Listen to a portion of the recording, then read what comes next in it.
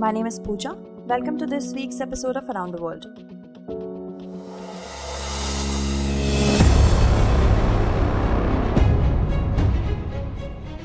Would you believe if someone tells you that premier financial institutions like World Bank and International Monetary Fund discriminate between countries, and due to their way of functioning, the demands of shutting these institutions are also raised? Perhaps you will not believe it. On the contrary, if the experts are to be believed, then these claims are completely true. The extent to which these institutions are full of flaws can also be gauged from the fact that even the Secretary General of the United Nations, Antonio Guterres, has described the international financial system as morally bankrupt. He has described these premier institutions as being established by the rich countries for favoring the rich countries. Actually, Guterres made the above statements during his 3-day visit to India. During this visit, he also made a notable statement about India.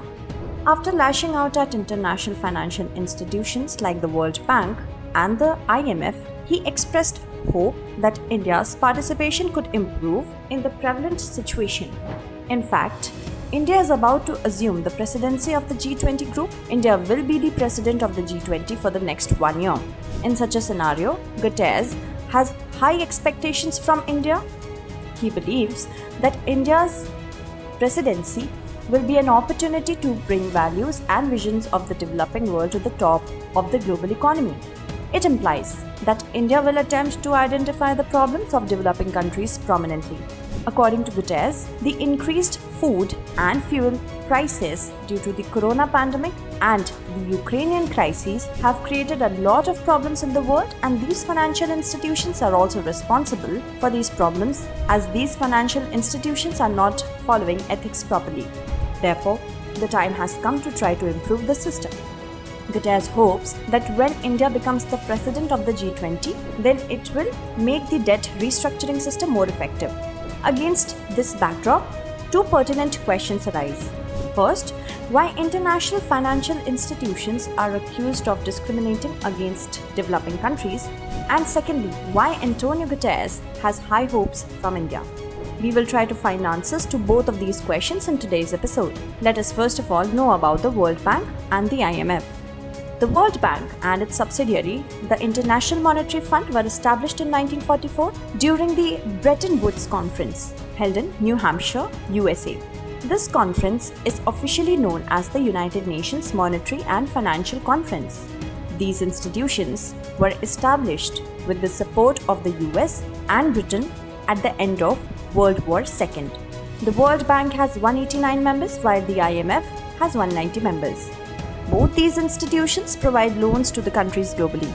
The World Bank provides loans for policy reform programs and projects, while the IMF provides loans only for policy reform programs. Now, the question remains that whether these institutions really discriminate among countries. Actually, the allegations of discrimination against these lending institutions are not a new phenomenon. Since their inception, these institutions have been accused of making poor countries indebted and benefiting Western countries on the pretext of bringing economic reforms and liberalization to these countries. These allegations are based on the fact that premier institutions are dominated by Western and European countries. There are many reasons behind saying this. The biggest reason is that these institutions are run only by the grants or money given by the member countries. If we take the International Monetary Fund only, then there is a quota for developing and developed countries. In the current quota system, about 63% quota has been assigned to developed countries, and all the developing countries have been assigned about 37% quota. It implies that the maximum quota in IMF has been granted to developed countries. As a result, developed countries influence the important policies and decisions of the IMF, and these developed countries mainly hail from the West. The influence of these developed countries on the important policies and decisions of the IMF affects the global financial structure adversely. Actually, the main source of the IMF's funding is this quota system. Each member of the IMF is assigned a quota based on their relative position in the world economy. The countries which are assigned more quotas provide more grants to the IMF. Consequently, access to credit also becomes high for these countries. Hence, it can be held that countries that provide fewer grants to the IMF have less access to credit. Therefore, efforts are being made for bringing about changes in the governance structure of the International Monetary Fund, as well as ensuring better representation of emerging economies. It cannot be ignored that loans from IMF are available with many conditions. These stringent terms and conditions of the IMF make it very difficult for developing countries to borrow loans. Let us try to understand how the IMF discriminates with developing countries with an example. The current president of the World Bank is David Malpass, who hails from the US. On the other hand, the president of the IMF is Kristalina Georgieva, who hails from Bulgaria, Europe.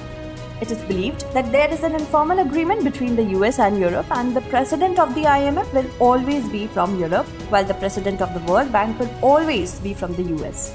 This agreement is so strong that a candidate's talent is not taken into consideration at the time of selecting the president. Instead, the main focus remains on how the presidency of these organizations should not go into the hands of persons hailing from the developing countries. It also clearly reflects that why these institutions discriminate against the developing countries of Africa or Asia. Let us also now try to understand the influence of the US and its allies on these financial institutions with another example. When Russia attacked Ukraine in February 2022, then the World Bank and the IMF announced unconditional financial aid to Ukraine in the first week of March 2022. It is being said that these institutions provide loans to Ukraine only on the initiative of the US and other Western countries.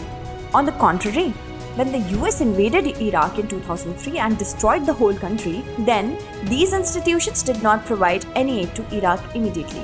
Developing countries have also alleged that the US and its allies dominate not only the World Bank and the IMF, but most of the global financial institutions. SWIFT, or Society for Worldwide Interbank Financial Telecommunications, is completely dominated by the US.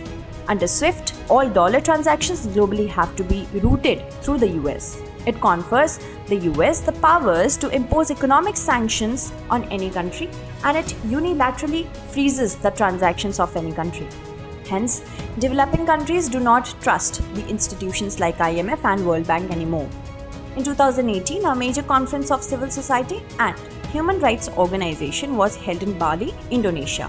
A slogan like "Shut the IMF and the World Bank, not the people's voice" was raised during this conference. Even at present, this slogan continues to resonate in Southeast Asian countries.